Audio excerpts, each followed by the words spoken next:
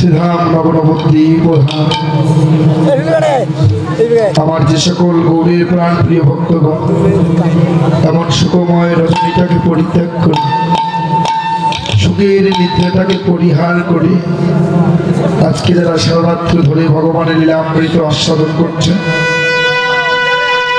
আমি কীর্তনের শুরুতেই প্রথমে আমি অধম ভগবানের চরণ প্রান্তে একটাই নিবেদন করব, হে দয়াময়, জানি না এই জগতে আসার পরে কতটুকু ভালো কর্ম করতে পেরেছি কিনা, কিন্তু আজকে এই রাসের সময় এই কারণে দাদা কথা নয়, হরে কৃষ্ণ,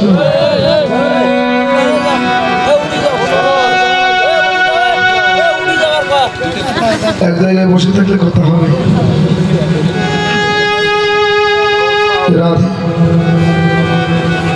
আজকে যারা এই শ্রীধাম বৃন্দাবনে এই কারণে পুষ্পের মতো এতটা রাত ধরে যারা পুষ্পটিত হয়ে বসে আছে, হে গোবিন্দ, হে প্রিয়বল্লভ, তারা যেন সবাই শেষের দিনে ভবনদীর পারঘাটার কিনারায় যেদিন তোমার সেই ভবনদী কিনারায় গিয়ে দাঁড়াবে, সেদিন তুমি নিজ গুণে নিজ হাতে নৌকাখানা বাইয়ে সবাইকে ভবনদীটা পার করে দিও।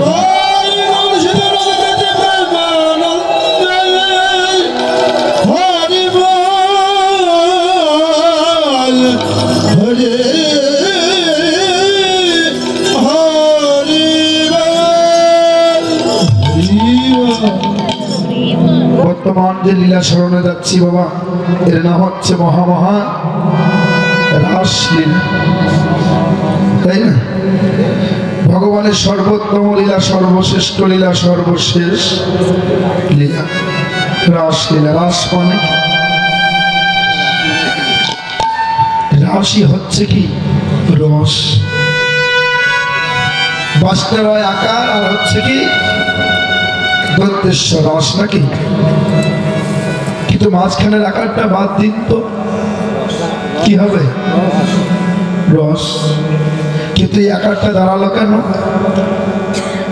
এটাই হচ্ছে মায়া। আর একদিক দিয়ে বলা যায় এটাই হচ্ছে কি আমাদের সেই যোগমায়া। তার মানে কি যোগমায়া আশ্রিত লীলা, যোগমায়া ব্যতি রেখে ভগবান কোন লীলাই করতে পারে।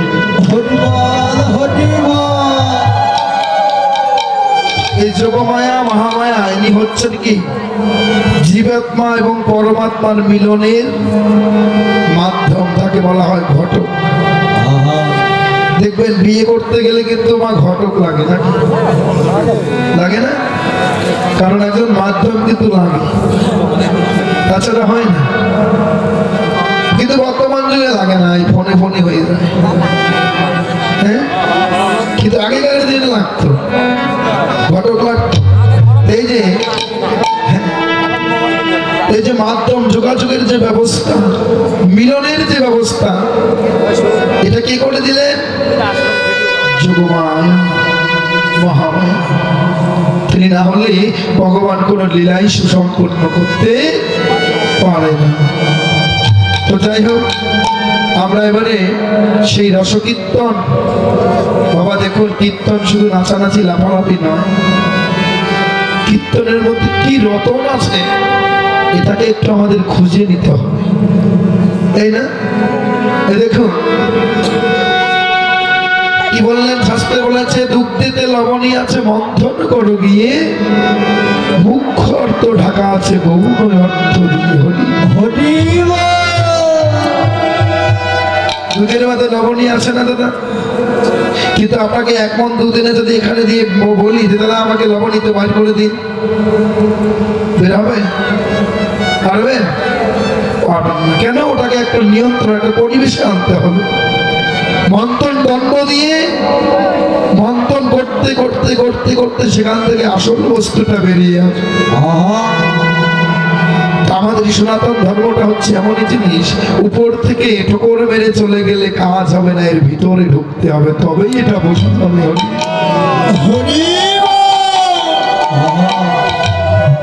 এই যে বাবা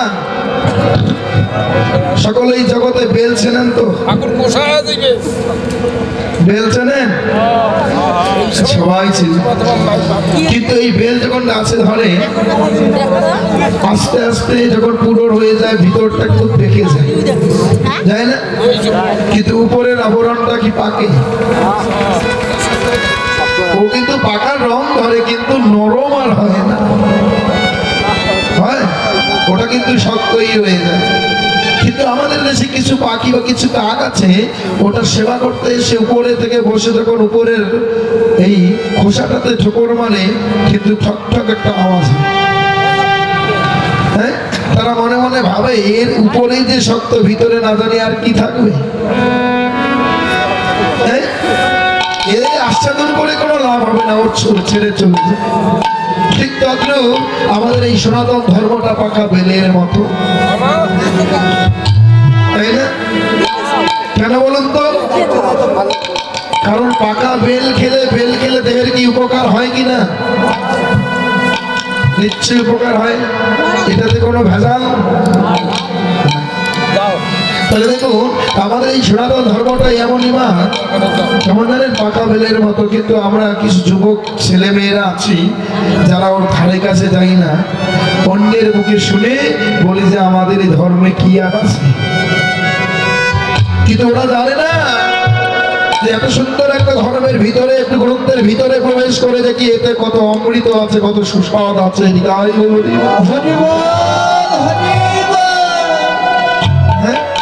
আমাদেরকে একটু ভিতরে প্রবেশ করতে হবে, শাস্ত্র গ্রন্থ পড়তে হবে, শুনতে হবে, তবেই তো এই ধর্মের মাঝে কি সার বস্তু আছে এটা আমরা জানতে পারব, নইলে কিন্তু জানা যাবে না।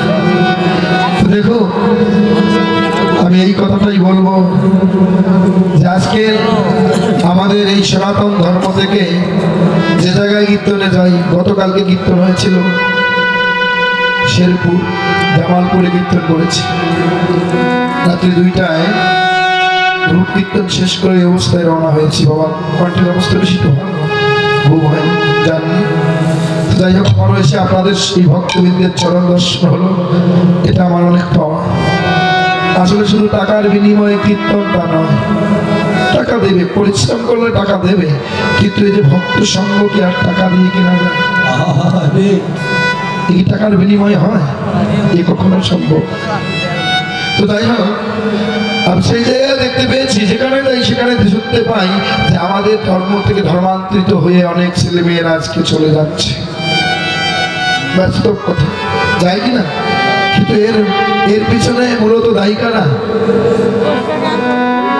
আজকে আমাদের সনাতন ধর্মের ওই সন্তানগুলোর পিতা মাতা যারা, তারাই দায়ী। ওরা যদি প্রতিদিন তাদেরকে, এই সন্তানদেরকে বলতো, বাবা একটু তুলসী তলায় ভক্তি প্রণাম কর, একটু গ্রন্থ আদি পড়, যদি প্রতিদিন নিতই একটা করে শ্লোক গীতার পড়তো, একটু ভাগবত, একটু রামায়ণ এগুলো পড়তো, তাহলে বুঝতে পারতো আমাদের ধর্মে কি মজা, কি আনন্দ। কিন্তু আসলে আমরা এই 80 বছর আমাদের বয়স হয়ে গেছে, এখনো সন্ধ্যা হলে এদিক ওদিক তাকিয়ে তারপর মানুষ না থাকলে একটা ভক্তি দেই, নইলে দেই না, তাই কিনা? এখনো আমাদেরই লজ্জা করে এই তুলসী তলায় একটা ভক্তি প্রণাম করতে। তাহলে বলুন মা, আমরাই তো অজ্ঞ, আমার সন্তান আমাকে দেখে কি শিখবে?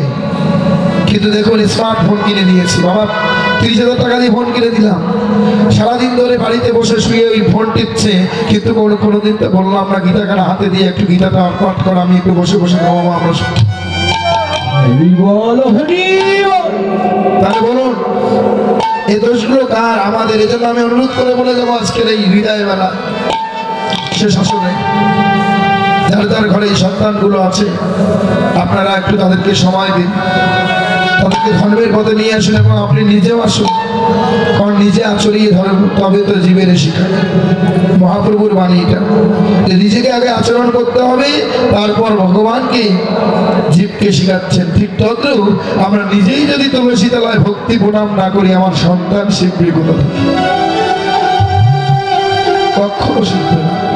আচ্ছা বলুন তো, আমাদের এই হিন্দু ধর্মে ইদানিং হচ্ছে, কারণ আমাদের তো আবার মত পথ বেশি, মতের কিন্তু অভাব নেই, এক একজন এক এক মতে অনুসারী।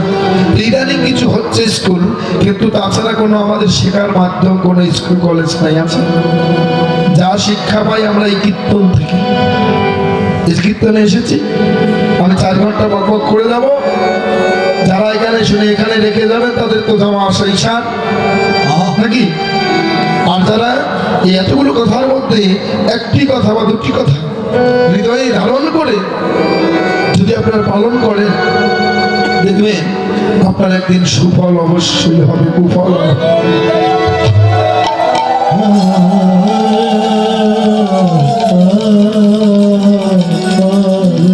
তো যাই হোক, কীর্তনের শুরুতে অনেক কথা বললাম, কেন জানেন? আমি দেখতে পাচ্ছি আমার ইয়ং জেনারেশন, আমার দাদারা অনেক আছে। দাদা, আমরা যদি সচেতন না হই তাহলে কি হবে? এই যে আমার বাবাদের বয়স অনেক হয়ে গেছে, কিছুদিন পরে তাদের কি হবে? বিদায় ঘন্টা বেজে যাবে। কিন্তু আমরা জানি না কে কতদিন থাকবো, কারণ নিঃশ্বাসের তো কোনো বিশ্বাস আছে। এই জন্য বলছি নিঃশ্বাসের কোনো বিশ্বাস নেই। তবে আপনারা একটু সচেতন হন, একটু অগ্রসর হন, কারণ এখন বর্তমান যুগ যেমন দেখুন যেখানে যাচ্ছে আমাদের মতো ইয়ং জেনারেশন এরাই কমিটিতে বেশি। কিন্তু এতগুলো টাকা খরচ করে প্যান্ডেল করলাম, কীর্তনী নিয়ে আসলাম 1.5 লক্ষ টাকা, তাই না? এত 6 লাখ 7 লাখ টাকা খরচ করি একটা কীর্তন অঙ্গনে, কিন্তু আমাদের পরিবর্তনটা কোথায়? পরিবর্তন তো আনতে হবে, পরিবর্তন আসতে হবে, তবে তো আমার এই কীর্তন দেওয়া সার্থক হবে না। নইলে শুধু টাকাই খরচ হয়ে যাবে, কিন্তু জীবনে কোনো কাজে আসবে না। এজন্য আমি অনুরোধ করে বলে যাবো, দাদারা আপনারা একটু সচেতন হবেন, যাতে করে আমার এই এত সুন্দর সনাতন মানে হলো চিরন্তন, আজও আছে, কাজও থাকবে, ভবিষ্যতেও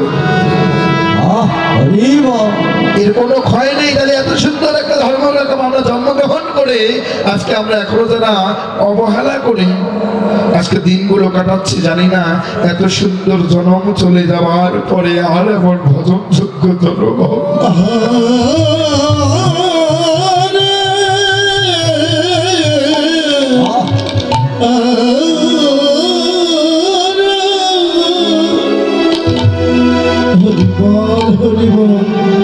এজন্য আমি প্রতি আসলে এই কথাগুলো বলি, যাতে করে আমরা যদি ওই যে একটা ভজন কীর্তন হয় গ্রাম অঞ্চলে, আমরা লক্ষ্মী মায়ের দল, আমরা যদি না জাগি মা দেশের অমঙ্গল। শুধু বাবাদেরকে নয়, মায়েরা যারা আছেন তারাও একটু সচেতন হবে, তারাও একটু, কারণ আপনাদের ভজনটাই আগে। কেন নারীদের ভজন আগে? কেন? একটা নারীর এই অধিকার আছে যে তার স্বামীকে ভালো পথ থেকে কুপথে নিয়ে যেতে, আবার কুপথ থেকে ভালো পথে আনতে। এই অধিকারটা মায়েদের আছে, আছে না? কোনো সেবার আছে। এই জন্য আপনাদেরকেও আমি বলে যাই, আপনারাও একটু সচেতন হবেন। স্বামী জীবনে গীতার সঙ্গে ভাগবত আসলে যায় না, আপনি বৃহস্পতিবার আসলে ধুতিটা বার করে হাতে ধরিয়ে দিবেন। দেখতে দেখতে আমাদের অনেকটা বয়স হয়ে গেল, যাও না আজকে ওই শ্যামলের বাড়িতে আজকে গীতা পাঠ হবে, আজকে ভাগবত আসলে আছে, যাও না একটু ধুতিটা পরে একটু প্রণাম করে আসো, একটু ভাগবত শুনে আসো। যদি বারবার বলেন স্বামী যাবে না, যত খারাপ হোক, প্রতিদিন যখন একটু যাই, কিন্তু আমরা যদি নাই বলি তাহলে যাবে কোথায়? যাবে কোথায় জানেন? ওই বাজারে চায়ের দোকানে সন্ধ্যাবেলা গিয়ে চা ফুকাবে আর বিভিন্ন কথাবার্তা বললে সময় নষ্ট করবে। এগুলো করবেন না, আপনাদের দ্বারাই সম্ভব। এজন্য আপনাদেরকেও আমি অনুরোধ করে যাই, আপনারা একটু সচেতন হবেন, বাবা মাগুলোকে, সন্তানগুলোকে একটু ধর্মের পথে অগ্রসর করে দেবেন। তাই যাই হোক, কীর্তনের মধ্য দিয়ে আলোচনা হবে, তবে আমরা কীর্তন শুরু করি মহামহারাজ লীলা, বৃন্দাবন লীলা পড়ি, আগে গৌর চন্দ্রিকা, তাই না? আগে গৌর কীর্তন করতে হবে, তারপর তো বৃন্দাবন। কেন? সবাই আমরা গৌর দেশের মানুষ, ভগবান এক দুই একে অবতারে আসে, কিন্তু কলি যুগে শ্রী চৈতন্য মহাপ্রভু। তাই আমরা সকলে মিলে একটু গৌর কীর্তন আস্বাদন করবো, তারপর সেই মাধুর্য মণ্ডিত লীলা বৃন্দাবন লীলায় মহামহারাস লীলা শ্রবণ করবো।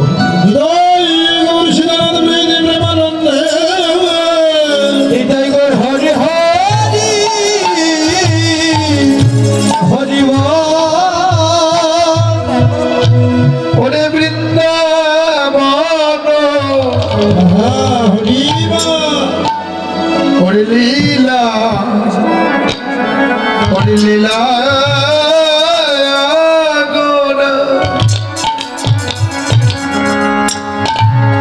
ওরে গোড়ার মনেতে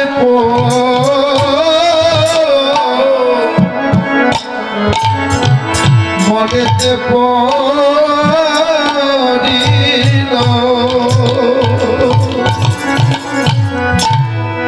ওকে আমাদের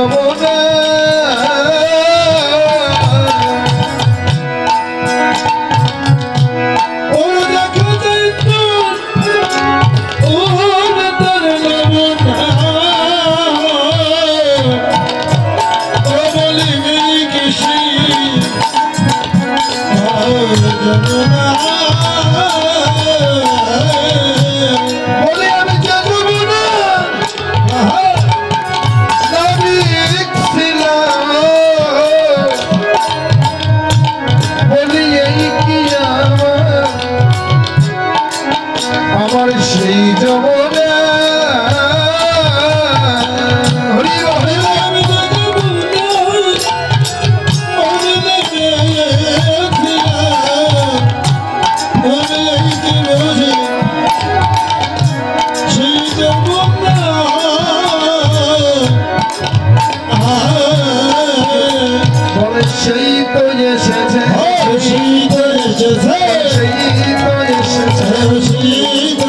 বৃন্দাবনের আকার রাজা সেই তো এসেছে বৃন্দাবনের আকার রাজা সেই তো এসেছে বৃন্দাবনের আকার রাজা সেই তো এসেছে বৃন্দাবনের আকার রাজা সেই তো এসেছে বলে আসবে না কেন রে আসবে না কেন রে আসবে না কেন রে এই বলি দিবকে ধরাইতে আসবে না কেন রে বলি দিবকে ধরাইতে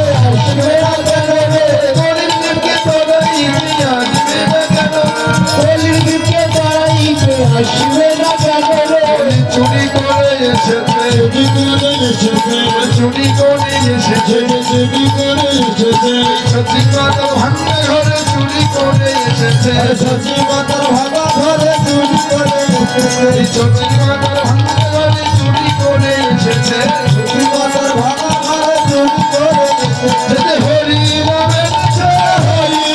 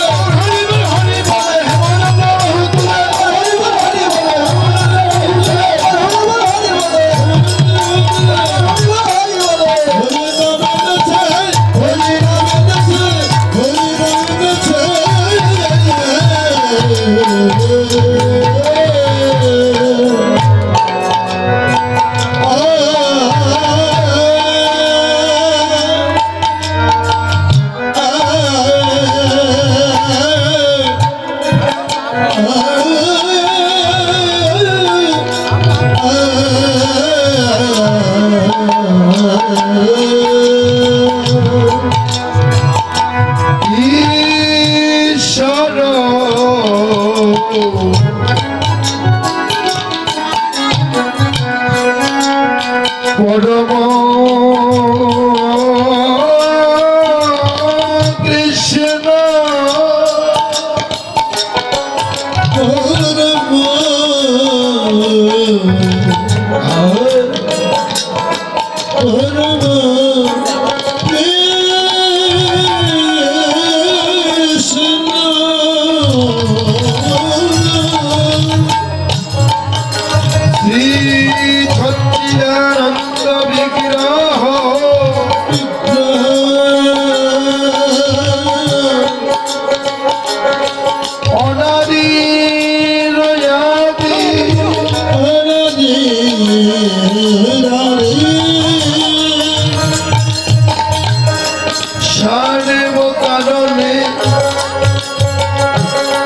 সর্ব কারণে কারণ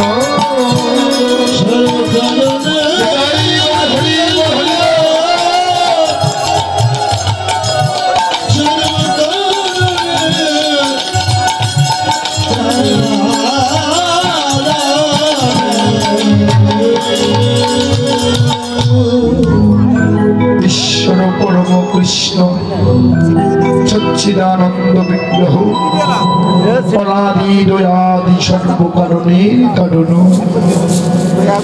সর্বকারণের কারণ যিনি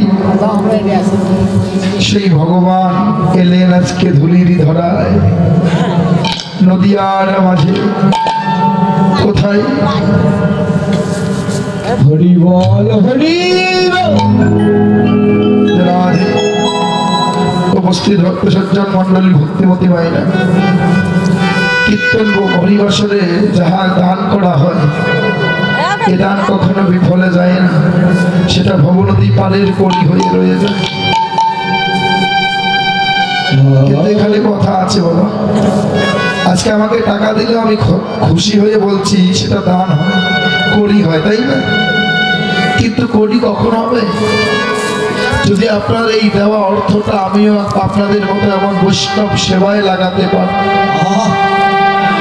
যদি এই অর্থটা এমন ভাগবত আসরের ব্যয় হয়, তবেই তো এই ভগবান এই কড়িটাকে ভবনদী পাড়ের কড়ি করে হরিবা।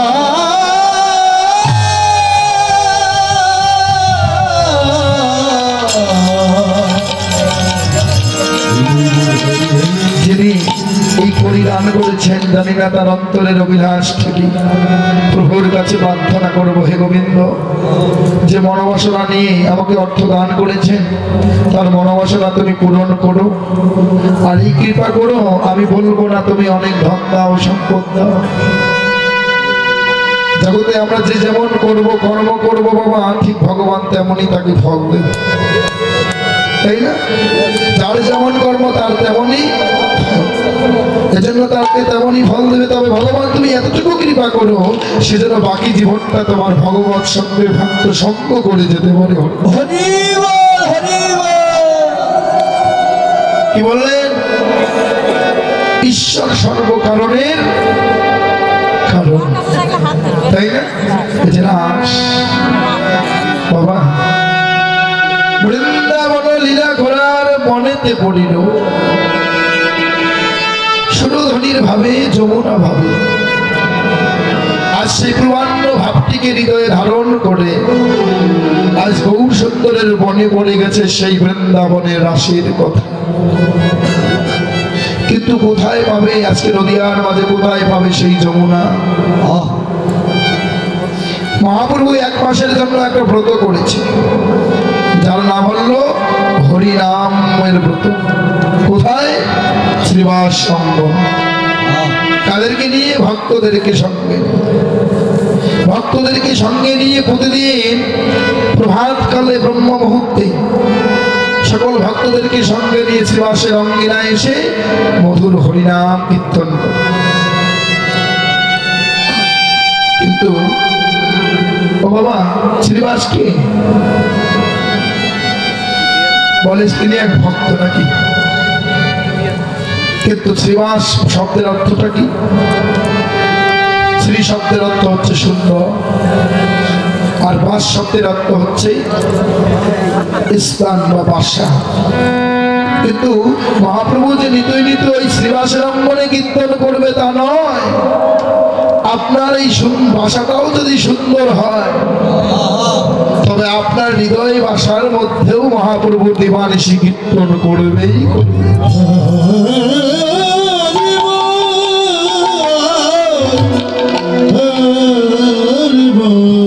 যার ভাষা ভালো, সুন্দর যে ভাষা, সেই ভাষাই তো ভগবান থাকে, তাই না? এজন্যই ভাইরা ভগবান গীতায় যা বলেছেন তা কখনো মিথ্যা হতে পারে। ভগবানের গীতা হলো কি? মুকুট নিশ্চিত, সেখানে মিথ্যার কোনো আশ্রয় হতেই পারে না, থাকতেই পারে না। তাহলে তিনি গীতায় কি বললেন? কি বলেছে গীতায়? তিনি ভগবান নিজেই বলেছেন যে এই জগতে পুষ্পং ফলং তয়ং জমি ভক্ত পূজচ্ছতি তদহং ভক্তি পরুত পুষ্পামনি পূজতাৎ মন।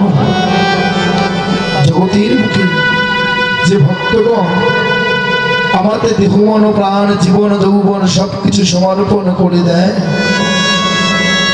তার কাছে আমি রাজভোগ রাজ ঐশ্বর্য, আমি ওই টাইস করা দালান করা মন্দির চাই না গো। যদি ওই ভক্ত হৃদয়ে ভরা প্রেম আর ভক্তিটুকু হৃদয়ে ধারণ করে আমার বিগ্রহের সামনে বসে দুপুরটা নয়ন জলে বক্ষ ভাসি, গৌরে প্রাণে গৌরে বলে দুপুরটা নয়নে জলে বক্ষ ভাসিয়ে বলতে পারে, হে গৌর হরি বলো বলো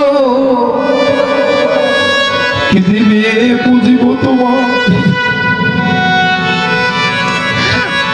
ওগো কি আছে আমার এই জগতে যা কিছু দিয়েছ বল্লভ সবই তো তোমার, সবই তো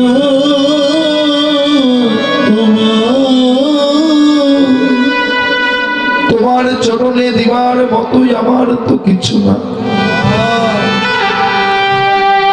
তাই তোমার কাছে আমি ধন চাই না, জন চাই না, পুত্র পরিজন বিষয় সম্পত্তি কিছু নয়। বলো বলো কি দিয়ে তোমার চরণ সেবা দিব, হে গোবিন্দ। আমার বলতে জগতে তো কোনো কিছুই নয়, কিছুই নিয়ে আসিনি, নিয়েও তো যাব না, যাব না।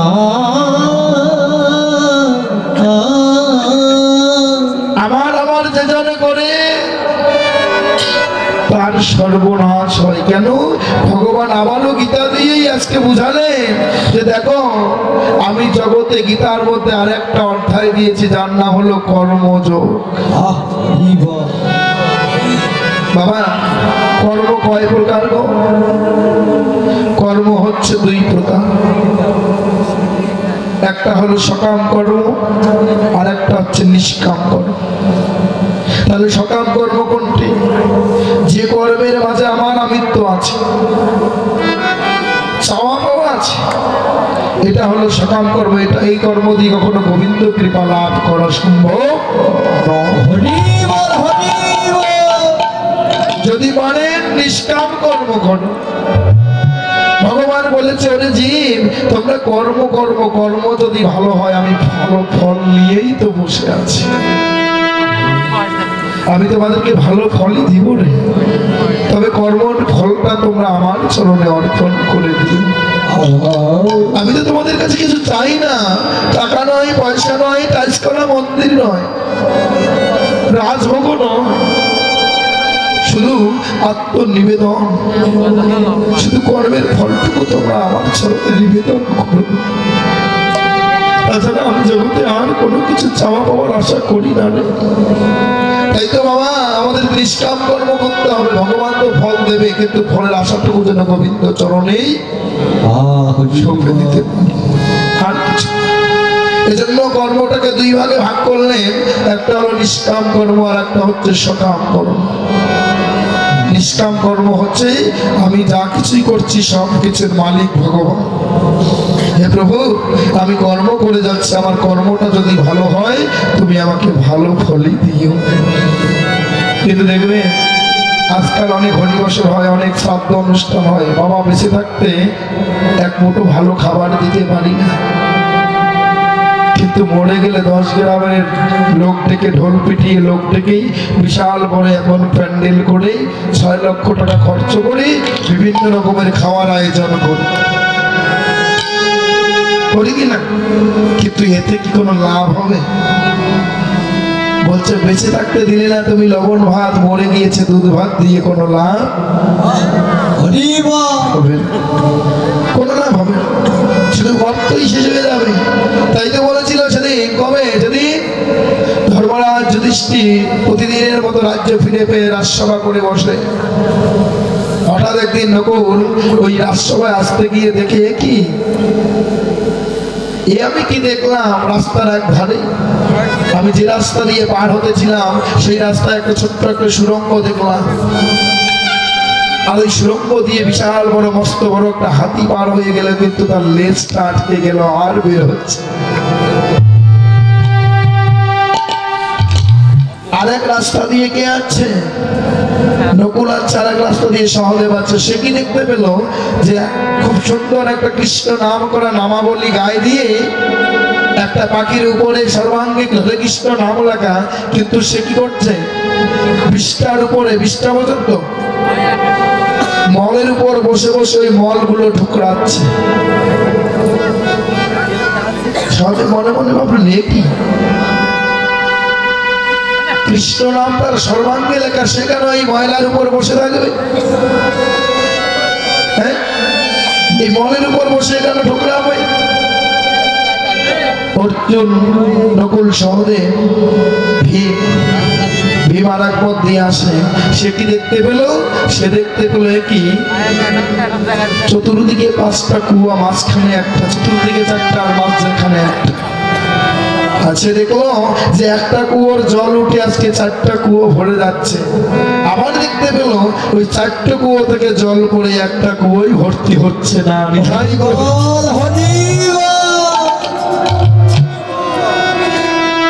যখন দেখলো আছে রাজসভার মধ্যে সভা করে বসে আছে, কৃষ্ণ সেখানে আছে।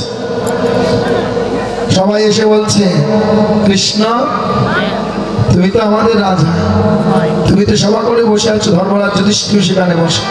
যে আজকে কোনোদিন এই দৃশ্য দেখিনি, আমি না আজকে আসার পথে একটা দৃশ্য দেখলাম। ভীম বলছে দাদা আমিও দেখেছি। নকুল বলছে দাদা আমিও দেখেছি। কি দেখেছো? যে আমরা 3 জনে 3টা দৃশ্য দেখতে পেলাম আসার পথে। কি? নকুল বলছে আমি দেখলাম।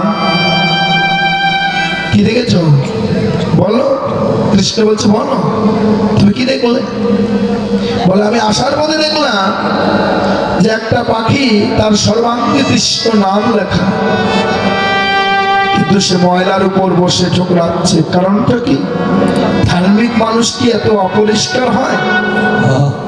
যার সর্বাঙ্গে কৃষ্ণ নাম লেখা সে কেন ময়লা জায়গায়, অপরিষ্কার জায়গায় যাবে? বলছেন নকুল আগত কলিযুগে এমনটাই আমাদের ধর্মের পরিণতি হবে, হবে না? হচ্ছে না? আমরা সবাই সাধু সাজি বাবা, কিন্তু ভিতরে সাধুত্ব নেই। আছে সুন্দর করে তিলক চন্দন করে বৈষ্ণবের বেশ করে বৈষ্ণব সেজে ঘুরে বেড়াই, কিন্তু হিন্দুর বাড়িতে খাই না, চায়ের দোকানে বসলে চা ফুকাই। ঠিক কিনা? শিষ্যের হাতে খাই না, নিজে রন্ধন করে খাই। অপরাধ দেবেন না, কথাগুলো বাস্তব কিনা দেখো।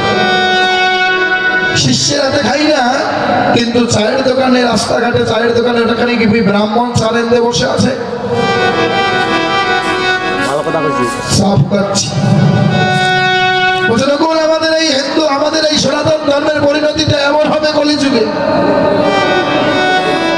উপরে লেবাসটা থাকবে হরে কৃষ্ণ সাধুত্ব ভাব, বৈষ্ণবের ভাব, কিন্তু ভিতরটা আমাদের পরিষ্কার হবে না।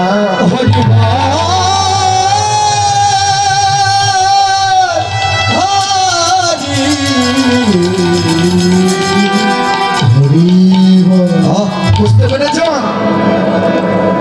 সহদেব বলছে প্রভু আমিও একটা দৃশ্য দেখলাম। কি দেখেছ বলো? আমি দেখলাম যে রাস্তা দিয়ে আমি আসতেছিলাম ওই রাস্তার নিচে একটা ছোট্ট সুড়ঙ্গ ছিল। ওই সুড়ঙ্গ দিয়ে মস্ত বড় বিশাল বড় দেহধারী একটা হাতি পার হয়ে গেল, কিন্তু হাতির লেজটা পিছনে আটকে পড়ল। কেন? আচ্ছা বাবা বলুন তো, হাতির দেহ থেকে লেজটা কি অনেক মোটা? তাহলে মোটা যদি না হবে হাতি বের হলো, কিন্তু লেজটা আটকিল, কারণটা কি? কারণটা কি? এ দেখো আজকে কিছু কিছু প্যান্ডেলে যাই বাবা, আমি নিন্দা করছি না, অনেক বড় বড় কীর্তনিয়া আসে। নওগাঁ চকপাড়া আপনারা নাম শুনেছেন, বিশাল বড় প্যান্ডেল, রাসের সময় যেখানে 2000 ভক্ত থাকে। এই গত কিছুদিন হলো সেখানে কীর্তন করে এসেছে 4টা দল, 16কালীন কীর্তন 2 দিন, 1,40,000 টাকা দিয়ে দল নামছে। কৃষ্ণপদ হালদার কাকু, তাকে আমি প্রণাম করি, অনেক সিনিয়র ব্যক্তি। তাহলে দেখো 2 লাখ 3 লাখ টাকা পর্যন্ত ডিমান্ড আমরা দিই, দিয়ে আমরা বিশাল বড় প্যান্ডেল করি, 10 লক্ষ টাকা কীর্তনের খরচ করি, কিন্তু আবার বাইরে চার দোকানে গিয়ে বসে থাকি। ওই কমিটির সভাপতি সেক্রেটারি যিনি হয় তিনি গিয়ে গল্প, ওই যে দেখছেন দাদা এত বড় প্যান্ডেল করেছি, 2 লাখ করে একটা করে দলের ডিমান্ড দিয়ে এনেছে, এত বড় বড় দল আর কোথাও আসেনি আমাদের এদিকে, অনেক বড় বড় দল নিয়ে এসেছি, কিন্তু দাদা আমি যদি এই দায়িত্বে না থাকি তাহলে আমাদের গ্রামের অনুষ্ঠানই হবে না। বলে না, আমি যদি পদে না থাকি, আমি দায়িত্বে না থাকলে আমাদের গ্রামের অনুষ্ঠান হবে না। আমি আসি জন্যই হচ্ছে। এই অহংকার দিয়ে কি ধর্ম হয়? অহংকার ভগবান ভালোবাসে না। অহংকার দিয়ে, আমার আমিত্ব দিয়ে কখনো ধর্ম করা যায় না। তাই তো বলছে সহদেব, তুমি যা দেখেছো তা ঠিকই দেখেছো। কেন জানো? বিশাল বড় অনুষ্ঠানের আয়োজন করব, বিশাল বড় প্যান্ডেল করব, 10 লক্ষ 1 মুঠো টাকা আমার চলে যাবে, কিন্তু এর ফলাফল হবে 0, শূন্য।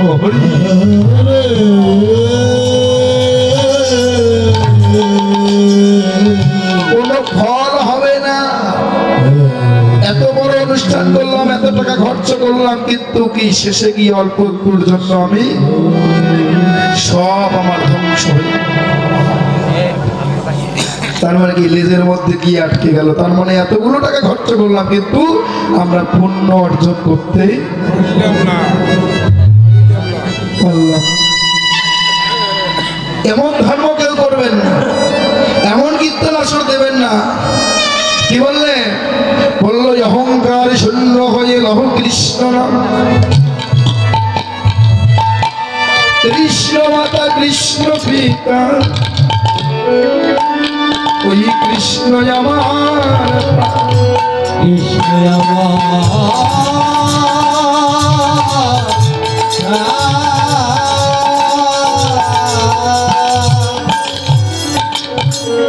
অহংকার বর্জন করে হরিবাসর করো, অহংকার বর্জন করে কৃষ্ণ নাম করো, তবে তোমাদের কৃষ্ণ নামের ক্রিয়া হবে, নইলে হবে না, কোনো লাভ নেই।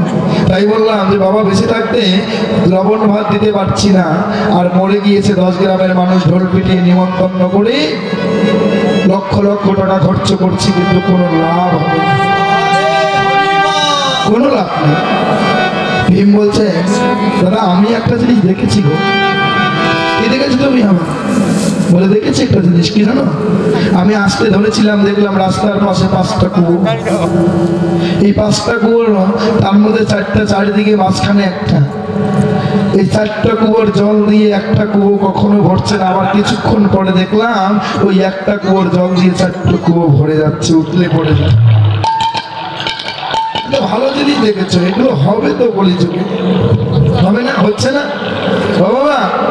দেখবে আমার একটা মায়ে 4টা সন্তান, 5টা সন্তান, 6টা সন্তান আছে, আছে কি না?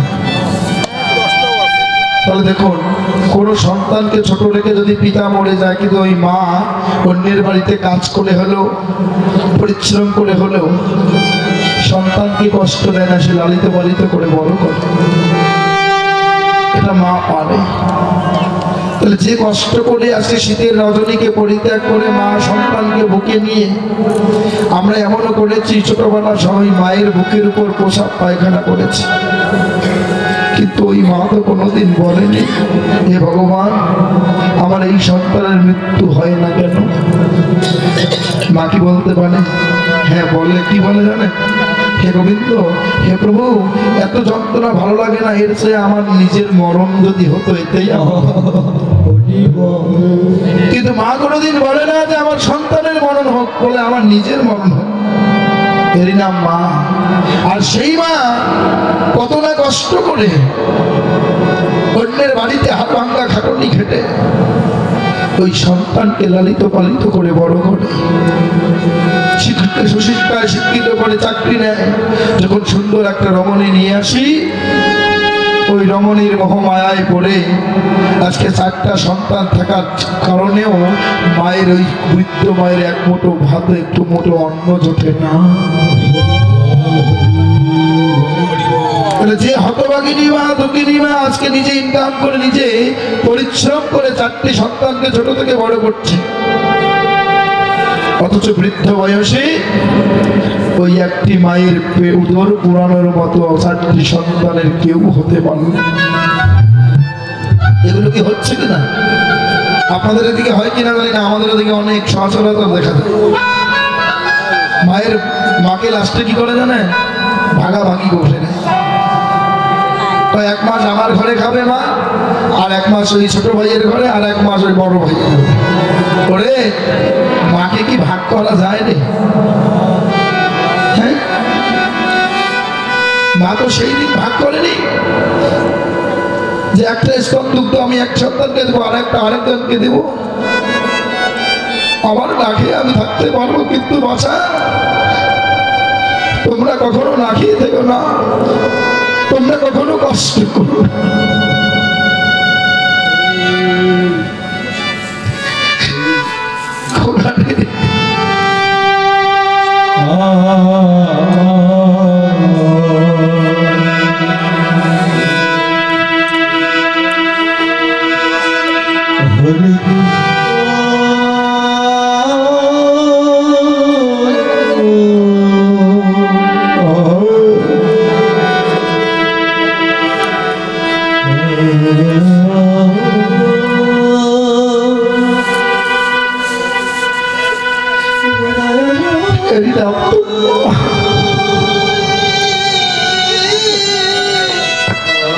এই ভালোবাসার মানুষগুলো যার নেই,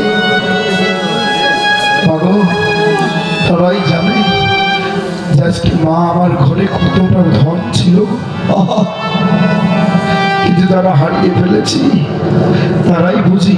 কিন্তু এখনো যাদের ঘরে আছে তারা বড় যন্ত্রণা মনে করি যে কবে কতদিনে আমার ঘর থেকে এই আবর্জনাটা চলে যায়, তবে আমি মনে হয় শান্তিতে ঘুরতে পাবো।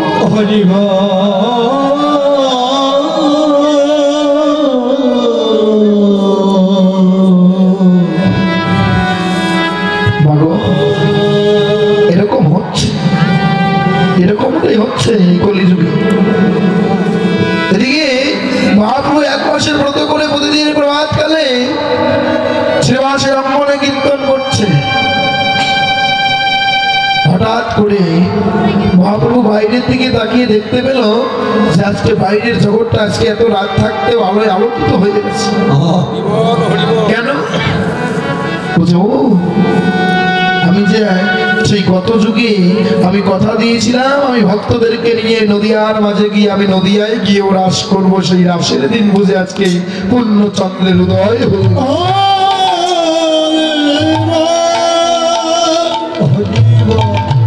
কিন্তু আমি ভক্তদেরকে নিয়ে রাস করবো, কিন্তু আমি যাবো না কোথায়? ফুলের বাগান কোথায় পাবো? তাই তো হঠাৎ করে কীর্তন করতে করতে বলছে, দেখো ভক্তগণ, আজকে আর এই সেবা সম্মানে কীর্তন শুধু নয়, চলো আমার সঙ্গে সঙ্গে চলো, হরিনাম করতে করতে আজকে নগরে নগরে আমরা কীর্তন করে বেড়াবো। তাই এবার কি করেছে মহাপ্রভু ভক্তদেরকে নিয়ে কীর্তন আনন্দে মেতে গিয়ে আজকে নগরে নগরে ওই নদীর ধারে ধারে কীর্তন করে বেড়াচ্ছে। মহাপ্রভু কেমন করে বলে, হরে কৃষ্ণ হরে কৃষ্ণ কৃষ্ণ কৃষ্ণ হরে হরে রাম হরে রাম রাম রাম হরে হরে। সবাই কীর্তন করো, হরে কৃষ্ণ কৃষ্ণ কৃষ্ণ হরে হরে হরে রাম হরে রাম রাম রাম হরে হরে। হরে কৃষ্ণ করো না হরে কৃষ্ণ কৃষ্ণ কৃষ্ণ হরে হরে হরে রাম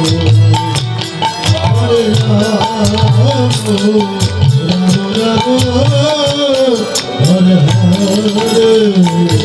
হরে কৃষ্ণ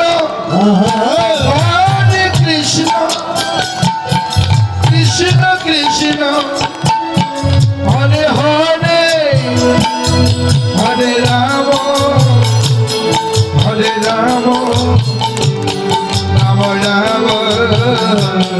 হরে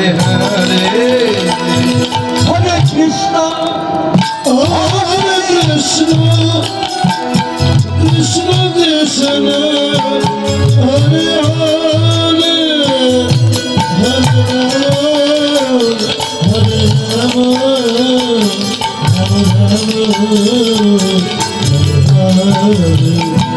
হরে কৃষ্ণ কৃষ্ণ কৃষ্ণ হরে হরে হরে রাম হরে রাম রাম রাম হরে হরে কৃষ্ণ কৃষ্ণ কৃষ্ণ হরে হরে রাম রাম রাম হরে হরে সবাই সবাই হরে কৃষ্ণ হরে কৃষ্ণ কৃষ্ণ কৃষ্ণ হরে হরে হরে রাম রাম রাম হরে হরে হরে কৃষ্ণ কৃষ্ণ কৃষ্ণ হরে হরে হরে রাম রাম রাম হরে হরে সীতাই গৌর হরে হরে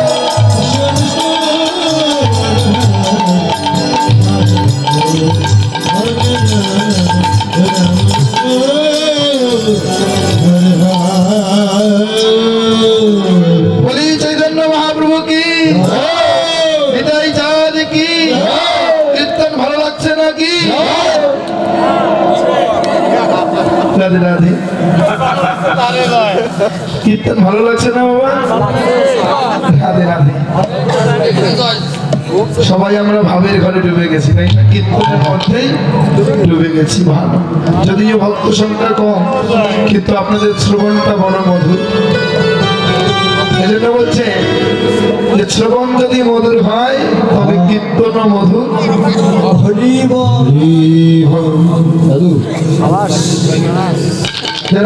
বাবারা এই যে ফাঁকাফাঁকি শীতের দিন তো একটু এগিয়ে বসুন এদিকে একটু কাছাকাছি বসুন ভালো লাগবে সামনে এগিয়ে আসুন তাই তো আজ কীর্তন করতে করতে সুরধনী গঙ্গার তীরে যখন হাঁটছেন মহাপ্রভু যখন সুরধনী গঙ্গার তীরে হাঁটছে হঠাৎ করে সুরধনী গঙ্গাটা নয়নে পড়ে গেছে আর পড়ে গিয়ে ভাবছে রে পেয়েছি রে বলে দেখো দেখো এই বুঝি আমার সেই যমুনা সুরধনী গঙ্গা পেয়েছি এটাই আমি যমুনা করে নিলাম কিন্তু ফুলের বাগান তো লাগবে বৃন্দাবন বানাবো কোথায় হঠাৎ আস্তে আস্তে ওই সুরধনী গঙ্গার তীরে যখন হাঁটছে আর কীর্তন করতে সামনে একটা ফুলের বাগান দেখতে তাহলে সামনে একটা ফুলের বাগান দেখতে পেয়েছে যেমন আপনারা যে কত সুন্দর কত জায়গায় জায়গায় ফুলগুলো ফুটে বসে আছে এরকম একটা ফুলের বাগান দেখতে পেয়ে বলছে মহাপ্রভু কি বলুন ওরে ফুল বন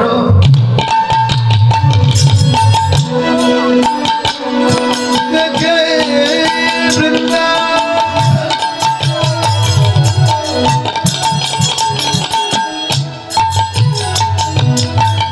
বৃন্দাবনের রসম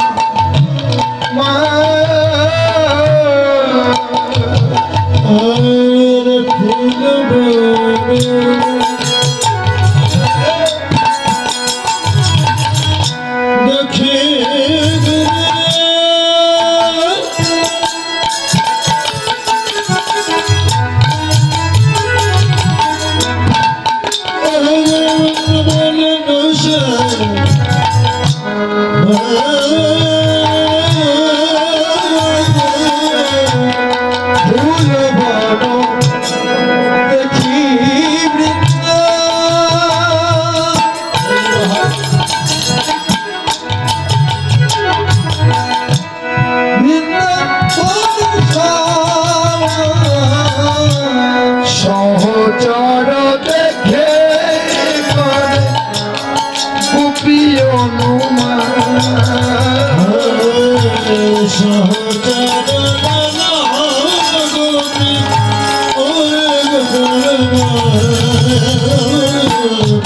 সহচার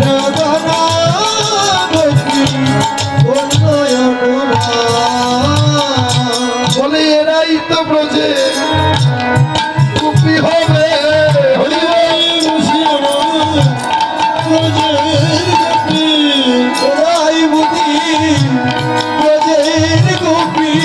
আজ নইলে নিশি নিশি তারা জাগবে কেন? এরাই বুঝি ব্রজে সেই গোপী।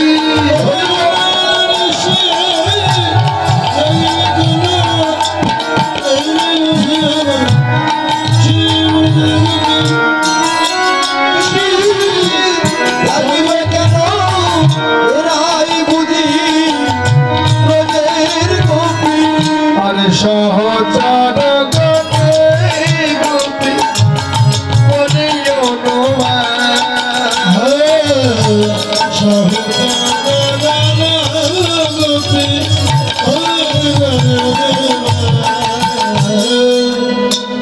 এরাই বুঝি বোঝে সেই গোপী। কাদেরকে বলছে? মহাপুরুষ সঙ্গে যে পার্শ্বদগণ ছিল, যারা ভক্ত ছিল, তারাই কি গোপী অনুমান করলেন। কিন্তু আজকে গোপী কারা মা? এই যে আজকে যারা আপনারা এত সুন্দর রজনীটাকে পরিত্যাগ করে কি যেন কি পাবার আশায়, কি যেন কি লোভে আপনারা এই অঙ্গনে বসে আছেন। আমি সন্ধ্যাবেলা দেখেছিলাম এই অঙ্গনটা ভক্তে পরিপূর্ণ, জায়গা দেওয়া যায়নি, গেটের মধ্যে দাঁড়ানো সম্ভব না। কিন্তু এত ভক্ত গেল কোথায়? আপনাদের চোখে ঘুম নাই নাকি? কেন? বিপদে পড়ে আছে, বাড়ি অনেক দূর। বাড়ি কি অনেক দূর জন্য বিপদে পড়ে বসে আছে? হ্যাঁ, সবার জায়গা নেই, আপনি শুধু আসতে এজন্য নাকি সত্যি করে কীর্তন শোনার জন্য? আমি আর কি কীর্তন শোনাবো? আমি আপনাদের ছোট ভাইয়ের মতো, আমি কি শোনাবো? তবে আমি শোনাবো, আমি করবো কিন্তু না। প্রভু আমাকে দিয়ে যতটুকু করাবে ততটুকুই আপনারা পাবেন, আমার কোনো সাধ্য নাই। তবে কথাটা হলো সন্ধ্যাবেলা অনেক ভক্ত ছিল, এখন নেই। কারণ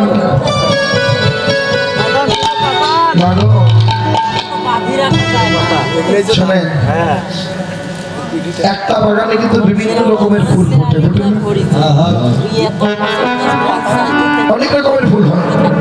আচ্ছা বলুন তো, সব ফুল কি গোবিন্দ চরণ সেবায় নিবেদিত? সব ফুলের ভাগ্যে গোবিন্দ চরণ পাওয়া হয়? কেন হয় না? আমাদের গ্রামাঞ্চলে বাগানে গেলে ফুল পাওয়া যায়, টাকা লাগে না। কিন্তু শহরে যারা বাস করে ওরা দোকান থেকে ফুল টাকা দিয়ে কিনে এনে তবে গোবিন্দ সেবা দেয়, ফ্রিজে রাখে। সত্যি কিনা?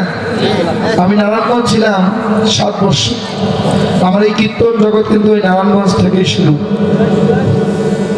ওখান থেকে আমি এই কীর্তনে পদার্পণ করি। ওদিকে অনেক কীর্তন করি, অথবা এদিকে খুবই কম পরিচিত।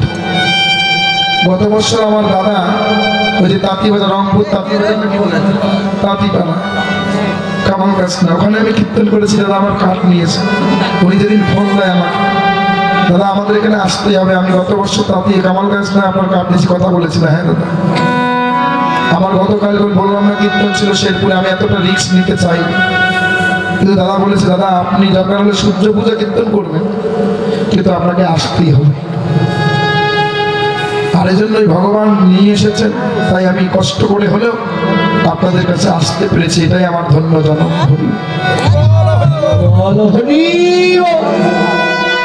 রাধে।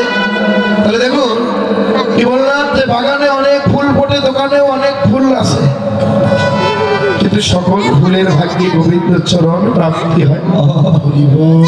কেন দেবে কারো কারো আর যাদের অনেক টাকা পয়সা আছে, টাকা পয়সা না থাকলেও গরিব মানুষ বিয়ে করলেও কিন্তু কি তার ফুল সজ্জার ঘরটা একটু ফুল দিয়ে ভালো করে সাজায়, তাকে বলা হয় বাসরাতের ঘর, তাই না?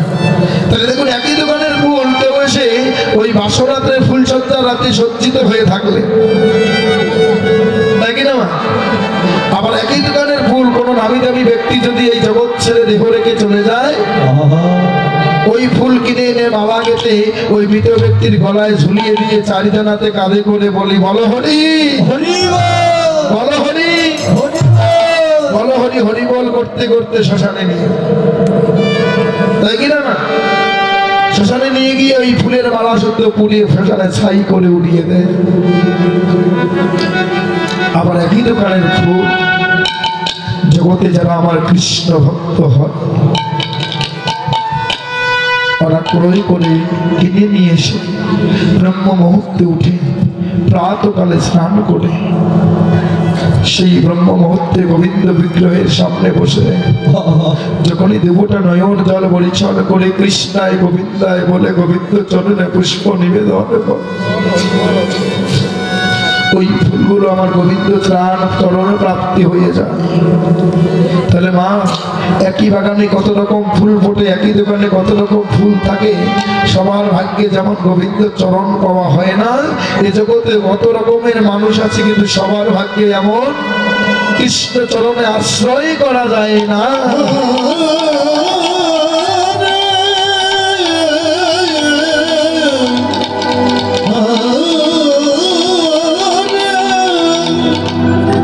আজকে আপনারা যারা ফুলের মতো করে ফুটে বসে আছেন, আজকে যারা রাত্রি জাগরণ করছেন কীর্তন শুনে, আমি অথবা একটা গ্রান্তি যুক্ত কথা দিয়ে গেলাম, জীবনে আর কোনোদিন রাত জেগেছেন কিনা তাও জানি না, তবে আজকে যে রাত জাগছেন কীর্তনের মধ্য দিয়ে আপনার এই রাত্রিটা কখনো বিফলে যাবে না। প্রত্যেক জনের লিস্ট আছে কার কাছে জানেন? চিত্রগুপ্তের কাছে। প্রত্যেক জনের লিস্টের নামের তালিকা আছে, আমরা কি কেমন কর্ম করছি, কয়েকদিন ভালো কর্ম করছি, খারাপ করছি, সবকিছুর হিসাব কিন্তু হচ্ছে। খাতা খুলবে কবে? যেদিন আমরা এই জগতে দেহ রেখে ভবপারের নদীর কিনারায় গিয়ে দাঁড়াবো। বাবা ওই ভবপারের নৌকার মাঝি হবে কে? আমার এই মুরলীধারী গোবিন্দ। তিনি নিজেই নৌকা নিয়ে বসে থাকবে, নাবিক হয়ে বসে থাকবে, কিন্তু তুমি যাওয়ার আগে ওই পার থেকে চিত্রগুপ্তকে ডেকে বলবে, চিত্রগুপ্ত একবার ওর নামের খাতাটা খুলে দেখো তো সে পূর্ণ করেছে কিনা, এই ভবনদী পারের করিতার আছে কিনা, তবে আমি ওরে ভাবি।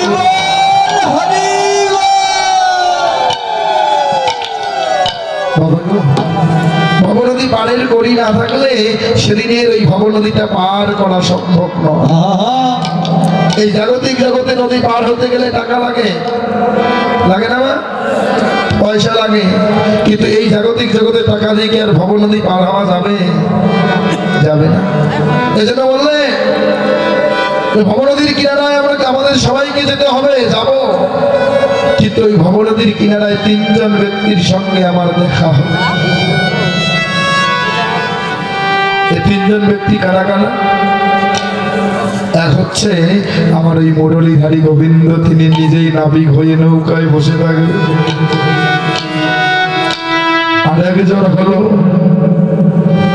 যে আমাকে অন্ধকার থেকে আলোর পথ দেখাইয়ে দিল, যে আমাকে অন্ধকার থেকে এই আলোর রাস্তা দেখাইয়ে দিল, আরাধ্য দেবতা শ্রী গুরুচরণ।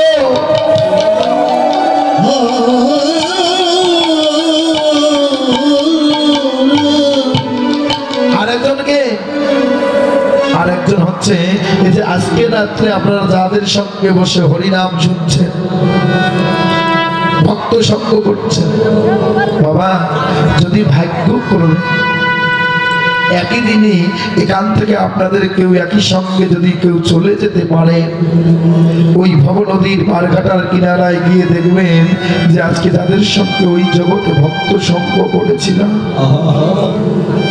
ওই ভক্ত এসে আজকে ওই ভবপরীর পাটের কিনারায় দাঁড়িয়ে আছে, সেদিন বলবো কি গো আজকে এখানে বসে আছো? বলে আমি অনেকক্ষণ ধরে বসে আছি কিন্তু প্রভু আমায় পাহাড় করছে না। কেন? বললো আমি নাকি কখনো কোনোদিন কোনো ভালো কাজ করিনি, তাই তো দয়াময় ওই পাড় থেকেই দেখছে কিন্তু নৌকা নিয়ে আমার এই ঘাটে আসছে না, আমাকে পার করছে না। কিন্তু তুমি ভালো কর্ম করেছো, নীতি নীতি ভক্ত সঙ্গ করেছো, তোমাকে দেখা মাত্র ভগবান নিজেই নৌকাখানা নিয়ে এসে বলবে ভক্ত রে একবার কৃপা করে আয়, আয় ভক্ত আমার নৌকায়।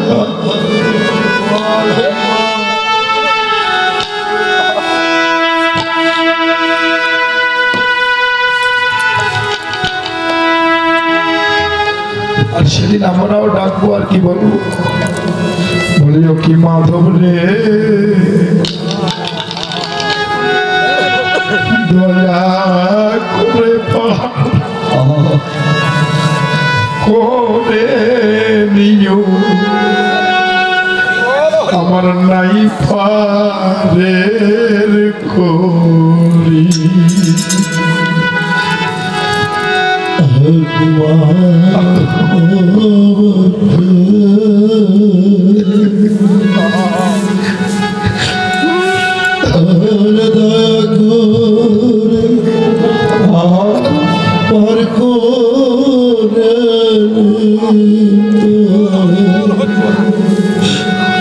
আমার নাই পাহাড়ে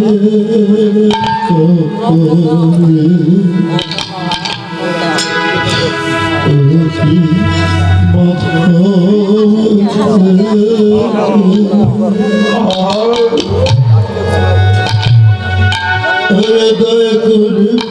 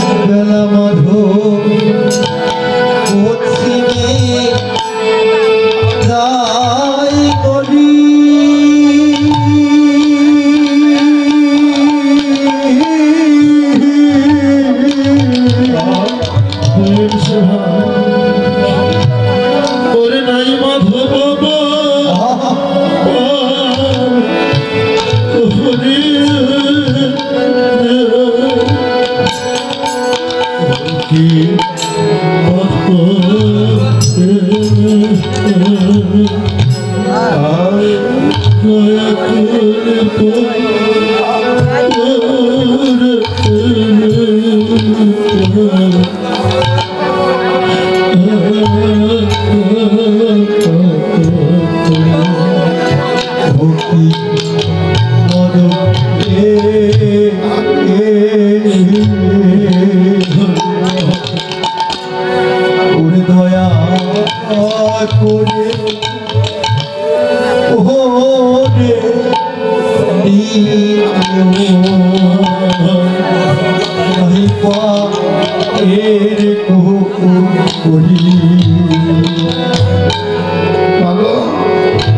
ভগবানের লীলা বোঝা বড় দান।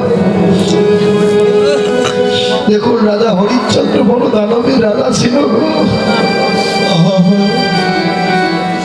কিন্তু ভাগ্যের কি পরিহাস, আজ গুরু দক্ষিণা দিতে গিয়ে সর্বহারা পথের কাঙ্গাল হলো।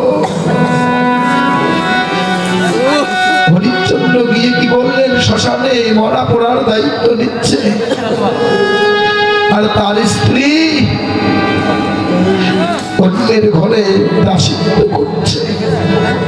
তার পুত্রটাকে সঙ্গে নিয়ে, আর ওই পুত্র যখন প্রতিদিন ওই সাধুর জন্য ফুল চয়ন করতে গিয়ে কাননে সর্প দংশনে পুত্রের মৃত্যু হয়ে যায়। ওই মরা পুত্রকে মা কোলে নিয়ে শ্মশানে চলে যায়, গিয়ে বলে আমার এই পুত্রের সৎ কাজ করতে হবে। ওই শ্মশানেই ছিল হরিশ্চন্দ্র। বলে তুমি কে? এখানে পড়তে গেলে তোমার যে কড়ি লাগবে, কড়ি ছাড়া পড়া হবে না।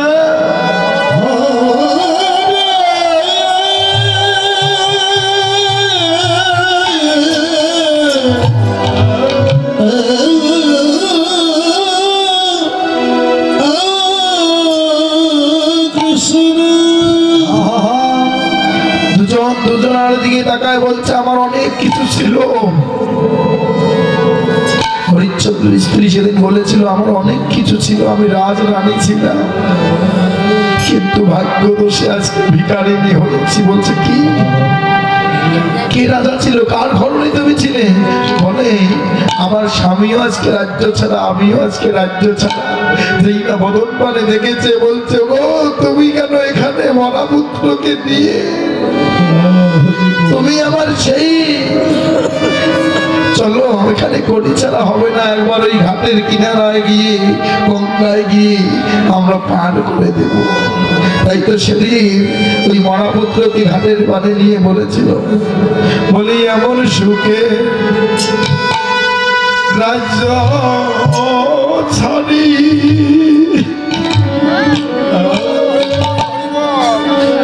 হলাম মাধব আমি,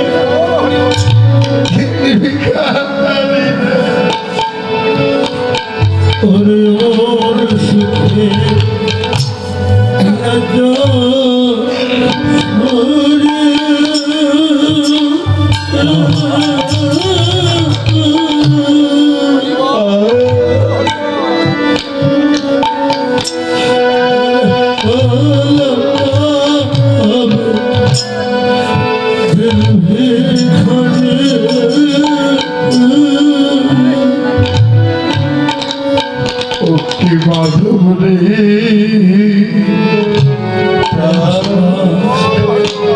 দয়া করে করে নিও আমার নাই পারে করে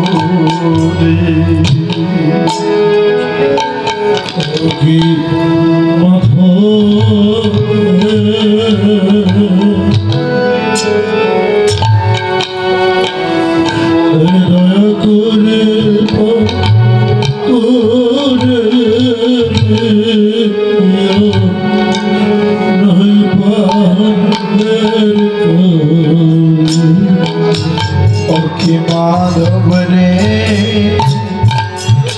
দয়া করে করে নিও নাই পারে নিতাই গৌর হরি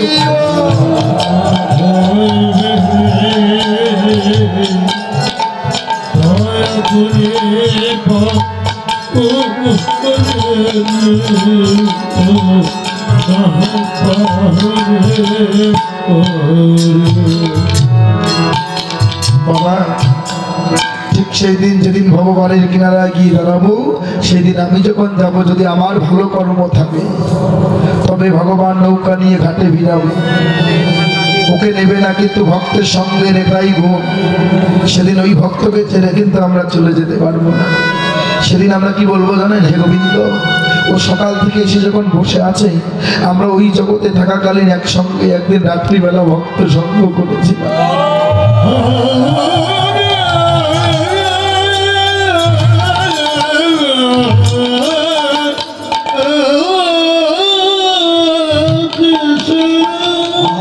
আবারও যখন ভাগ্য করবে সেই ভবনদীর কিনারায় আমার দেখা হলো আমি কেমন করে ওকে ফেলে রেখে যাব যদি আমার পূর্বজন্মের কোনো না কোনো স্বীকৃতি থেকে থাকে আমি সেটুকুই ওকে আমি দান করলাম তুমি ওইটুকুকে করি করে একবার কৃপা করে তুমি নৌকা নিয়ে ওকে পার করে দাও বাবা এই জন্য বলছে ভক্ত সঙ্গ সাধু সঙ্গ বলে সাধু সঙ্গ সর্বশাস্ত্রে কয় লহমাত্র সাধু সঙ্গে সর্বসিদ্ধি হয় আমাদের ভক্ত সঙ্গ করতে হবে সাধু সঙ্গ করতে হবে ভক্তের চরণতলি আমাকে মানতে হবে এই চরণতলি হবে আমার শেষের দিনের ভবনদী পারে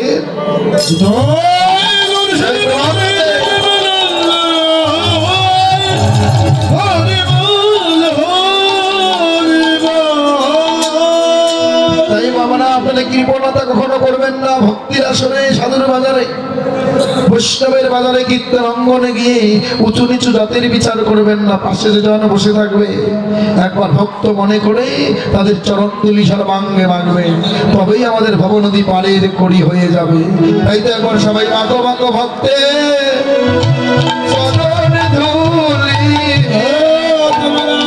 সবাই ধরে মাগো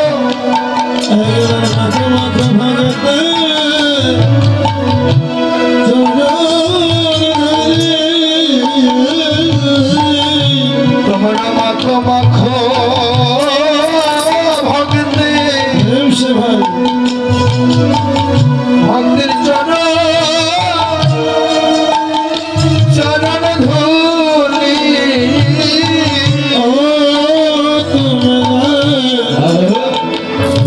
তোমরা মাখো মাখো ভক্তি